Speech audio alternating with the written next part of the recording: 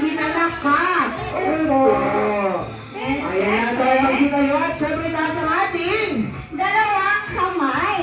Ayan, takbo natin ang dating dalawang kamay. At syempre, dahil nag-celebrate si Sam sa Jollibee, pinangalan natin siya na 10 times na palakpak. Okay, get ready. 1, 2, 3, go! 1, 2, 3, 4, 5, 6, 7, 8, 9, 10 10 times lang. And syempre, sabay-sabay naman natin patiin si Sam na malakas na happy birthday. Sabayan natin to na music. Walang ano. Alright, sabay-sabay natin kantahan si Sam na happy birthday. Sabayin natin tong music.